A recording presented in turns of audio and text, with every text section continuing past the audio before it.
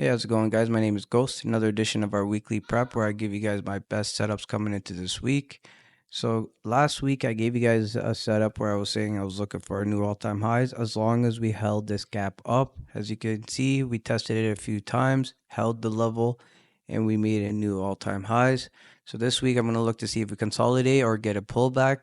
But for me, the upside setup will be a break above this last week's high, 580.33. Use your ATR levels, whatever you use to test and get levels for all-time highs.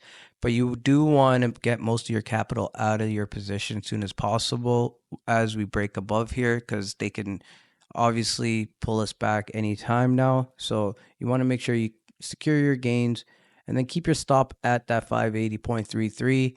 I will not be looking for down setups if we are above there, but once we break back below there, you could target this 578 and then hopefully we could see it move come all the way back to this previous all-time highs at 575.00.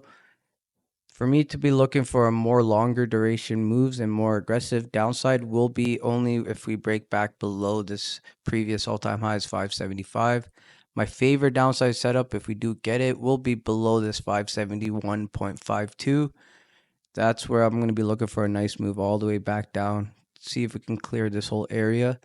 But again, for the upside, 580.33.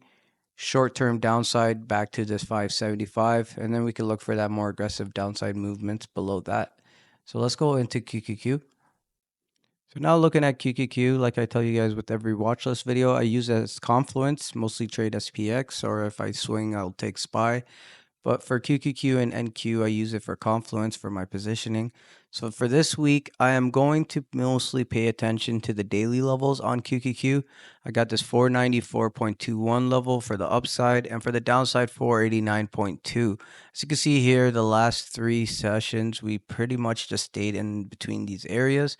So I'm going to be seeing which side we want to break out.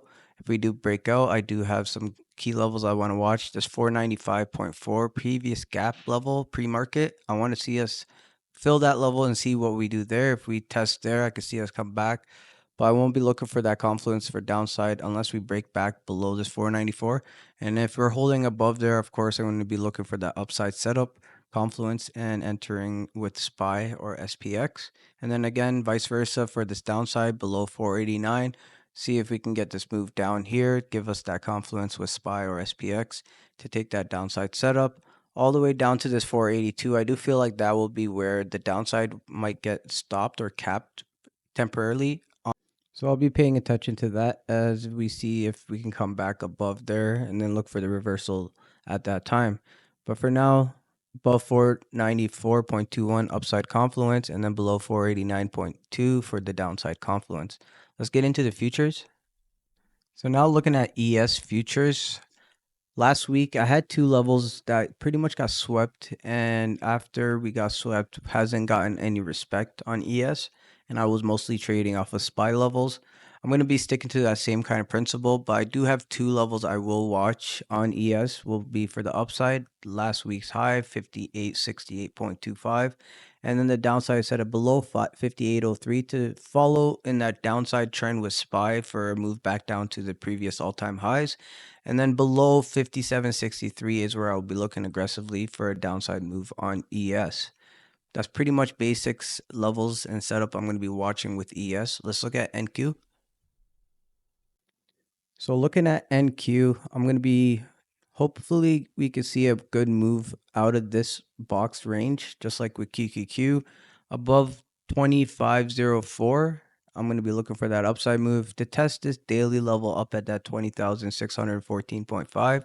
And then below this 20,210, see if we can get that move all the way back to this daily level, 19,918.25. Very similar game plan with QQQ. You can see how we were ranging in this area. I'm going to be watching for a break out of this range into this week and target these daily levels for a good move on a day trade or a longer term swing. So that's all I have for this week. I hope you guys enjoyed these levels. I hope you guys make a lot of money, and I'll touch base with you guys sometime this week. Peace.